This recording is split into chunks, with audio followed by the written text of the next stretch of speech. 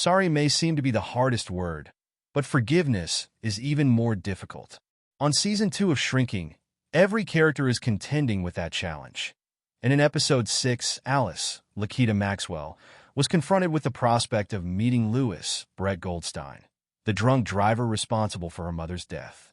After Alice asks Brian, Michael Urie, to take her to meet Lewis, the two visit Lewis at his home. At first, Alice unloads on him, cussing him out and detailing all the things in her life that he has ruined. But as they speak further, she recounts a story of a special day at Disneyland with her mom. And then, she makes a surprising choice. She forgives Lewis. It's what my mom would have done, she says. But is this just lip service as Alice tries to force herself to have a feeling she's not ready for? Or is it genuine? Maxwell believes it's the latter.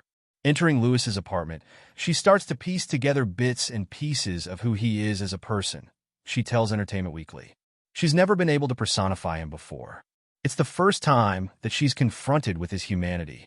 It is a moment of true forgiveness, she continues. She's taking in his environment, the way that he speaks. He invokes a memory that she thought she had forgotten.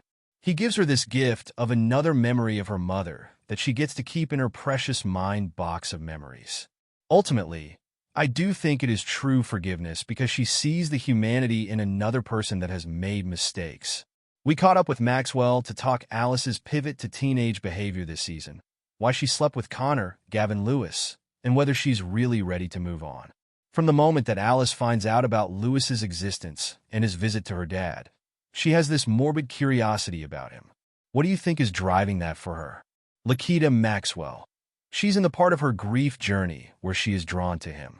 She doesn't know why she's drawn to him, but she is searching for some closure for herself that ultimately becomes bigger than just her. She slept with Connor, and just why, girl, why?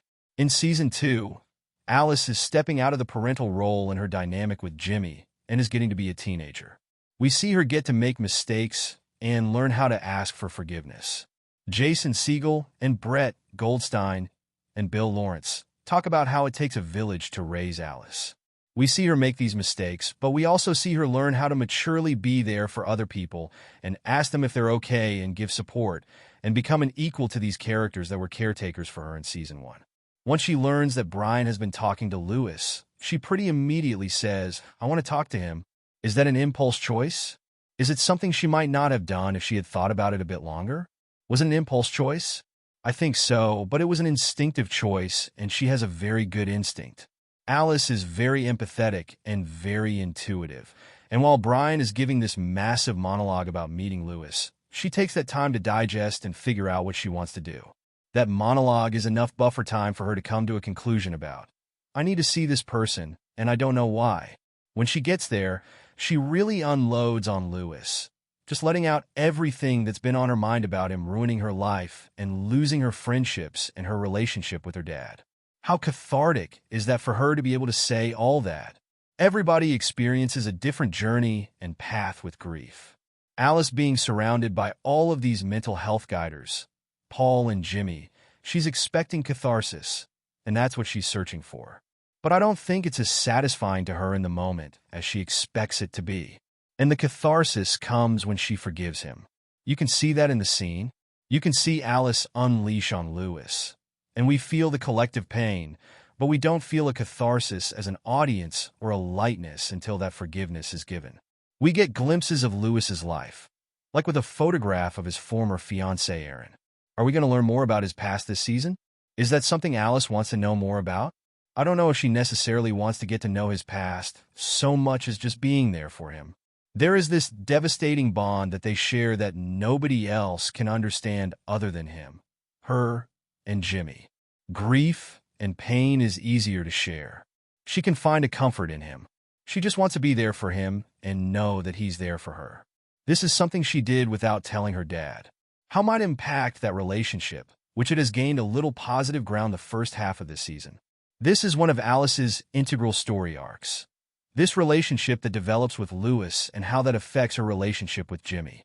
It brings out the maturity that she embodies, and we see her learn how to deal with that and ask for forgiveness, but also give forgiveness. It's a part of her grief journey. Beyond Jimmy and Lewis, Is she going to look to date or expand her friend group further? At the end of Season 2, we'll start to see Alice move in the direction of moving on. To her, that means re-entering a greater society outside of her family and chosen family. In that greater world, we may see some romantic interests, yes. In the same vein, she is starting to open herself up to a bigger world, so potentially more friends. But the relationships that she has with these core people in her life are so invaluable to her. She really cherishes these relationships and isn't necessarily running to make new friends. She's moving cautiously into this bigger world, knowing external perceptions of her. She wants to go into this world and not be viewed as this young woman of great grief. She wants to move on from it all, and hopefully she makes friends along the way, but I don't think that she's necessarily chasing that. The core relationships are in her life fulfill her quite a lot.